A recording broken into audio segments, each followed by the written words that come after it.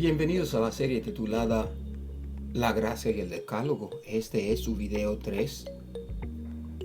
Si tuviera que darle un título a este video será Un día en la vida de un judío.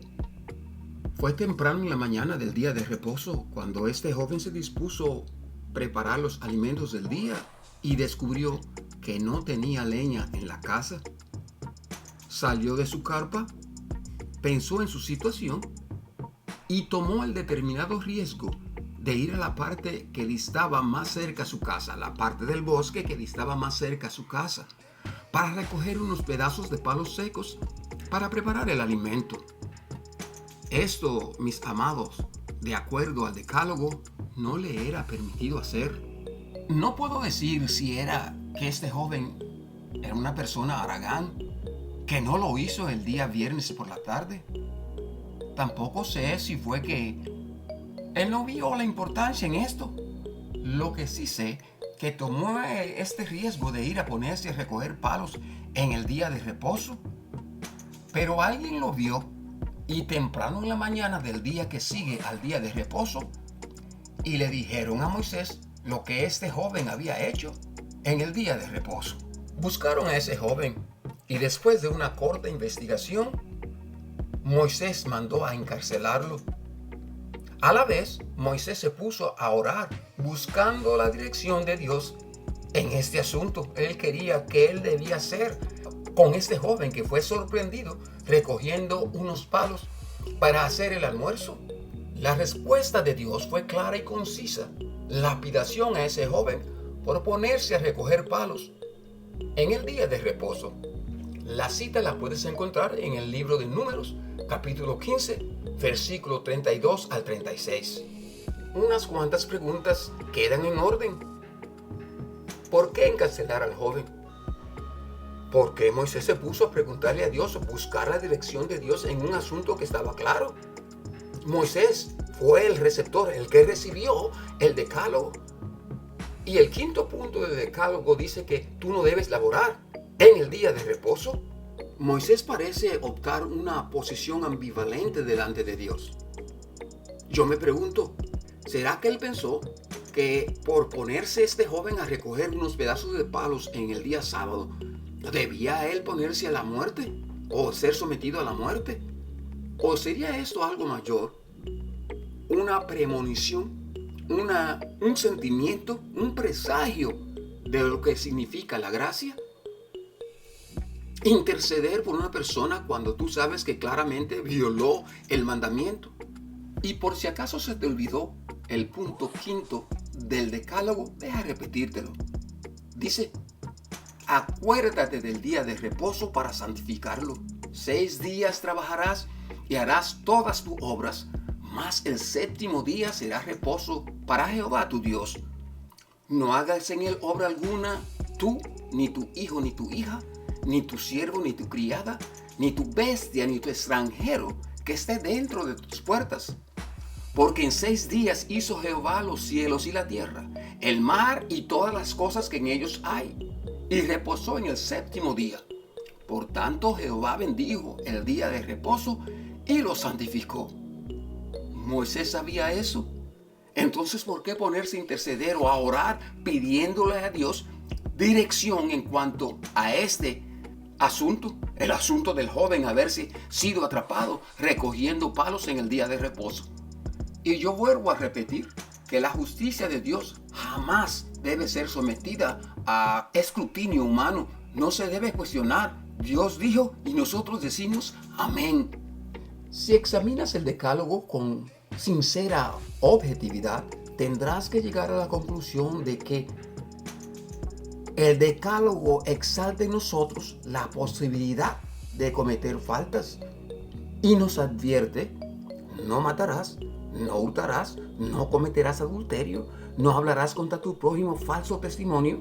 Sin embargo, no existe en todo el decálogo ningún tipo de auxilio para ayudarnos en contra de las debilidades humanas.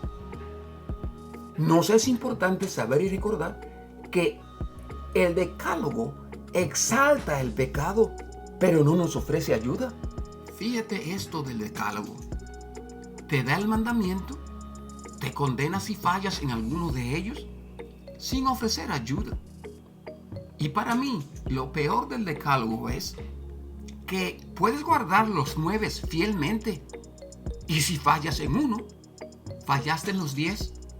Es decir, no importa lo mucho que te esfuerces por guardarlos, si fallas en uno, fallaste en todos. Ese, amigos, hermanos, es el decálogo. Tomando en cuenta todo lo que acabamos de considerar, nos urge también considerar lo siguiente. Caminaba Jesús por los sembrados un día de reposo, y sus discípulos comenzaron a cortar mazorcas de maíz y a estrujarlas con las manos. Los fariseos, quienes eran guardianes del decálogo, al verlo protestaron no contra los discípulos, sino fueron a Jesús y le dijeron: mira, tus discípulos hacen lo que no es lícito hacer en el día de reposo. A lo que Jesús contestó: yo soy Señor del sábado. Y si por tu mente pasa el pensamiento de que, oye, pero Jesús no guardó el día de reposo, considera esto de David en relación a la doctrina de Jesús. ¿Caminaba David sobre la azotea o terrado del palacio cuando vio a una mujer desnuda que se bañaba en la casa o en una casa colindante al palacio? Él se detuvo, la miró por un rato, la deseó en su corazón, codició con ella en su corazón. Usted sabe cómo terminó esa historia, no la voy a repetir aquí. Pero de haberse detenido David a este punto, de acuerdo con el decálogo, él no habría cometido pecado, porque el decálogo demanda: no toques, no cometas. Se necesita el acto, el cometer el acto para llamarlo pecado. Pero Jesús dijo, y aquí es donde quiero que pongamos atención: oísteis que fue dicho, no cometerás adulterio. Pero yo os digo, cualquiera que mira a una mujer para codiciarla en su corazón, ya cometió adulterio con ella en su corazón. El decálogo dice: no cometas, no hagas. La gracia dice: ni siquiera pienses en cometerlo, no pienses en ello. Entonces, ¿en cuál de esas dos economías es más difícil vivir? Nos es importante saber y recordar que en ambas economías existe la posibilidad de un castigo, de una penalidad, si uno transgrede contra el mandamiento de Dios. Lo que debemos también recordar, que bajo la gracia existe ayuda. Podemos vivir sin pecar. Esto lo vamos a discutir en el próximo video. Pero esto es muy importante saber, que en el decálogo, que bajo el decálogo, tan pronto una persona ofendía, la justicia que viene a través de la ley era exaltada, era disparada. Pero bajo la gracia, uno tiene esa misericordia de Dios, de parte de Dios. Dice la Biblia que tenemos un sumo sacerdote que padeció fuera del campamento, llevándose consigo las faltas nuestras. Y es un sumo sacerdote que sufrió tal como tú y yo sufrimos, pero sin pecar. Y por eso Él se compadece de nuestras debilidades.